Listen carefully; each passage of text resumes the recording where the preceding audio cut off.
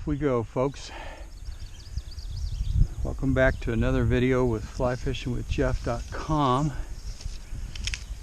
And Dwayne and I are headed down a pretty good stretch, and looking for smallmouth, maybe a muskie or a pike. I'll tell you more about my rod situation later, but I've got three rods all geared up with top water stuff to see how this goes. This is a 6-weight that I just strung together last night with a new line, so I'm going to see how it works out for a little while. And it's got the smallest popper on it, and then I've got a 7-weight with a medium-sized popper, and then an 8-weight with my bigger popper with metal. So anyway, we're dragging. Water is low. Yeah. So we're gonna have to maybe make some long casts back in there.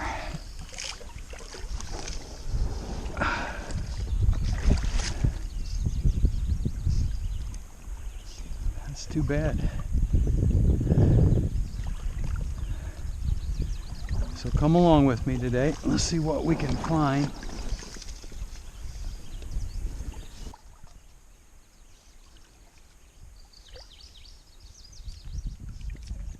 Darn.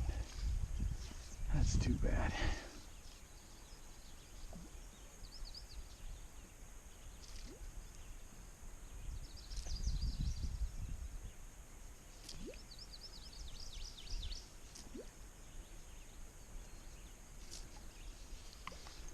I just had a big, I know it was a smallmouth now. He came off right there. I missed him and he hadn't come back. That's too bad. That was a fish.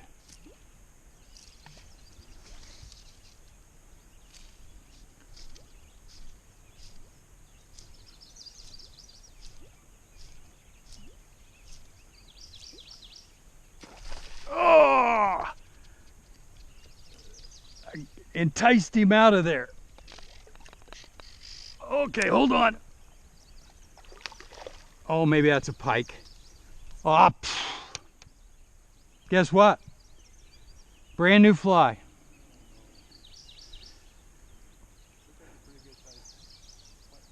Yeah, it was, but dag nabbit. I thought it was a smallmouth because he didn't come back immediately. I should have changed up. Boy, it's just nip cleaner than a whistle.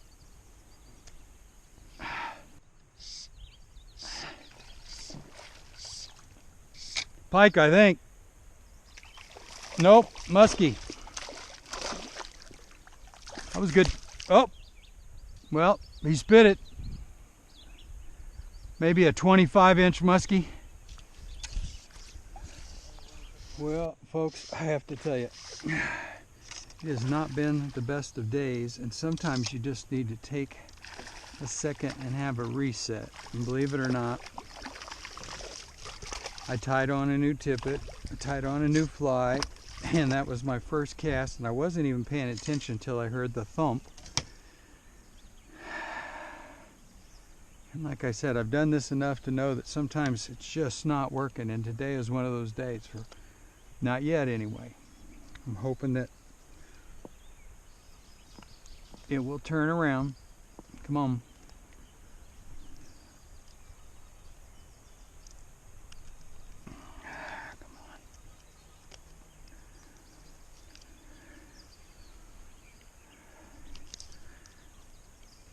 Don't move now.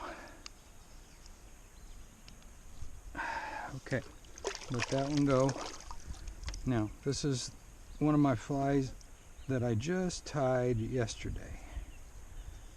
It is a pucker lip fly. You can see, got a big lips. That's 2 millimeter thin foam, just marker markings, just a streamer tail here. on what's 20-pound test, maybe 18 there. Will it stop a pike and a muskie? No, it won't, but it'll give it a shot. So that's what I did. Funny how sometimes you can just take a second and reset,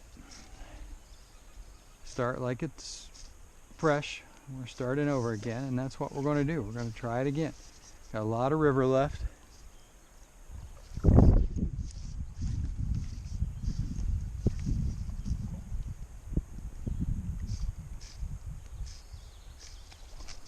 I'll be doggone. Well, there's two in a row. Turn the camera off, and right there was the first cast. Now, granted, this is not what I'm looking for in this stretch, but that's fun. And if you've done, look at that little guy. If you've done much smallmouth fishing, you know that, man, sometimes it can just turn around on a dime. I'm not even sure why. Water's a little shallow right here, but that's funny. Not funny, good. Again, just a little reset on the thinking.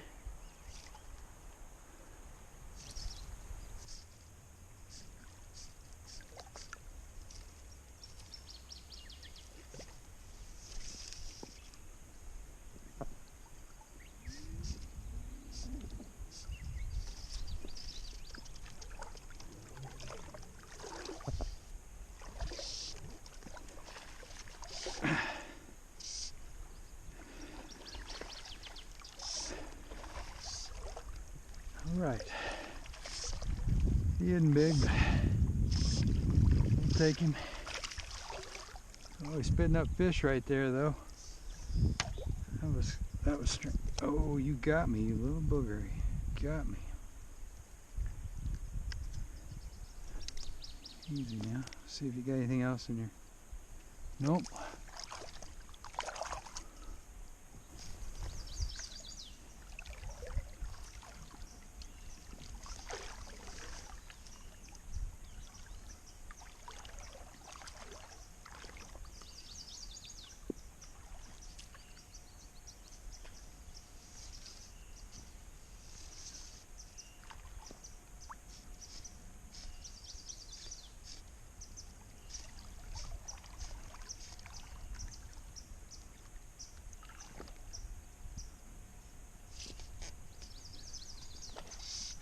There we go.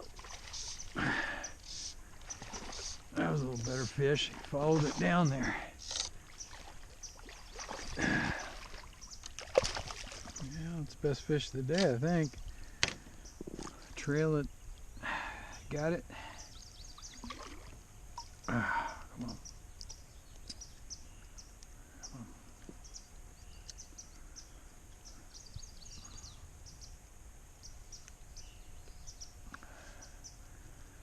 Well, you were hooked.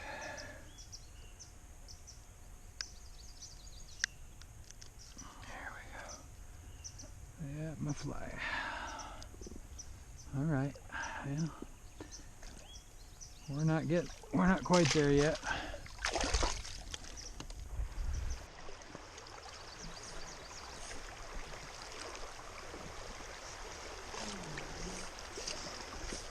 Just saw one. Came up, hit, beached a minnow or something right there.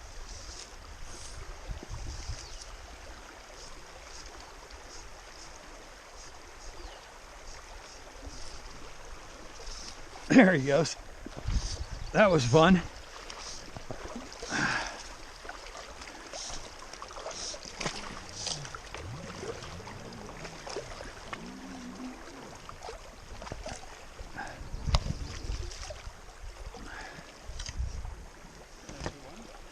Yeah, that's about 14, 15 is about the best I've caught. I really I haven't had one that I think is big yet, you know, come out. I can't understand it. Although I don't know how Elliot got his boat through here.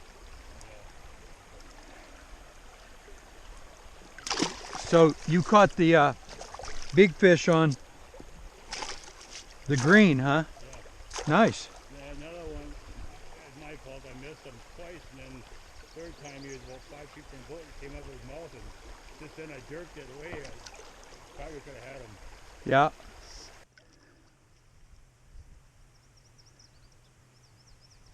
All right. I think I finally hooked a better fish. Had to stay patient, that's for sure. Yeah, that's not bad. Up and over into the pail. There we go.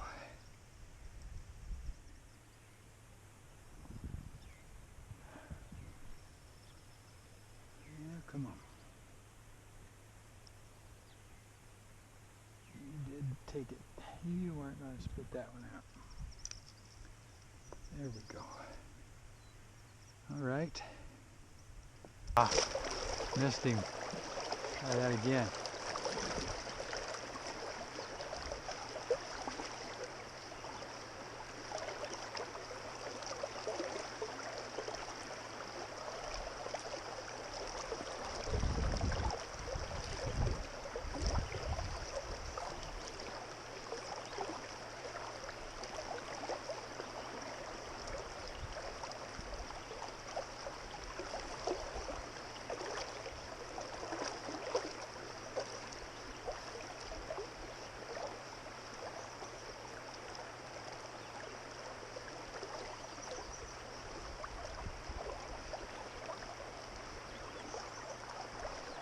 Ah, that's 3 times now.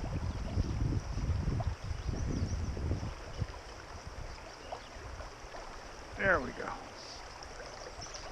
I finally caught him. All right. Well, there's the first fish on the streamer today, folks. Not a big one, but he should have been in there, and he was. All right. Oh.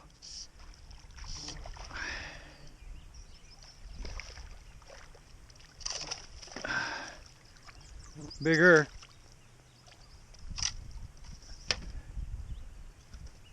Well, that's best fish for me for the day.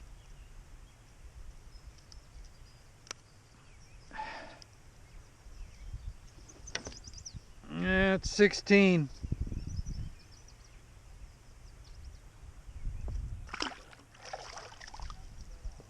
Huh? Oh, you're kidding. Yeah, welcome to Mr. Pike. Well, hey folks, this isn't the front porch, it's actually the shop. And I hope you enjoyed the video. Just watched beautiful section of the river. We didn't do as quite as well as I thought we would. Weather plays a lot of factors into that. But yeah, that was yesterday was my birthday, and I don't put much stock in birthdays. I never have. Not trying to be a Scrooge or anything. The only number I really care about is the next one, and 100. So hoping to make it to 100. That's kind of a life goal, something I have. Who knows? Got to have good genetics, and all kinds of things need to go right. But what I did think about yesterday was the fact that it's been almost 50 years since I started this fly fishing adventure journey, and yeah, I think it's worth a quick story on that. I grew up in southern Indiana, dairy farm, you know, country people. Fly fishing wasn't even on the radar, not even something that was thought of. And I like to fish, but it wasn't something I would, you know, knock myself out for. But I remember, and this is the irony of this entire thing, my dad, who was a sportsman, a hunter, fisherman, he had either Sports Afield or Outdoor Life or one of those magazines. And I remember vividly, I was 13, I think, maybe 14, and I looked in there and I saw this story about this guy who was fishing the St. Croix River here in Wisconsin with poppers on the fly for these big smallmouth. Now, you may not believe that, but that's the God's honest truth. And I still remember the story and thinking, oh my gosh, that's just the coolest thing in the world. He had a big smallmouth, and we would fish for smallmouth in the creek, but they would never get over 13, 14, 15 inches. It wasn't like something like that. And so I was a big 14-year-old and started putting up hay and had a little bit of my own money, and I don't even know where or how, but I think I talked my mom into taking me to one of the area sporting goods, which is where you had to go back then in the 60s, 70s, and bought myself a fly rod. I can't remember anything about it except for it was fiberglass, and I think it was 8 or 9 foot. It was probably, I don't know, 6 or 7 weight. I 5, 6 weight. I don't even know. I didn't know. I was so green. But I remember I went out on the first time it snowed enough. We had a little field, and tied a piece of red yarn on and started casting. And I don't remember good or bad. I'm sure it was horrible. But that's how it all got started. And that was, like I said, almost coming up on 50 years ago. And I think about through the years, all the fish and the adventures and the people I've shared and the rivers, and but to wind up back here on the St. Croix and be able to catch smallmouth, which is my favorite fish, do so on a popper that I've tied. That's just a that's full circle. And so I thought I'd share that with you for what it's worth. I also, it's nice to have somebody to fish with. I mean, I'm a lone wolf. I get along very well by myself, but it's nice to have somebody like Dwayne, and so you can pick up and drop off and coordinate all that. But more importantly, just have somebody out there that you like, that you respect, that you can kind of share some of these ups and downs. As you can see in the video, there's always ups and downs, and that's been fun this last few months, watching Dwayne figure it out, learning how to cast better and better, and catching more and more fish. In fact, on this video, he caught the big fish, 17-inch smallmouth, and I was just as pleased as punch to be able to see that. So, small, the fly fishing is just it's just an awesome, I don't know, I don't want to call it a hobby. It's been more than that for me. It's really kind of been part of my life, along with bird dogs and pheasant hunting and all that kind of thing. So I thought I'd share that with you, and I'm going to turn the camera around real quick here. Let you see my 3 bird dogs sitting there looking at me and wondering who I'm talking to as they're taking a midday break here. But glad you could come along. And again, remember, if you got any questions, shoot me an email at flyfishingwithjeff@gmail.com, or you can go to the website flyfishingwithjeff.com and leave a comment below in that section. But hope you enjoyed the video, and we'll catch you again on the water another day.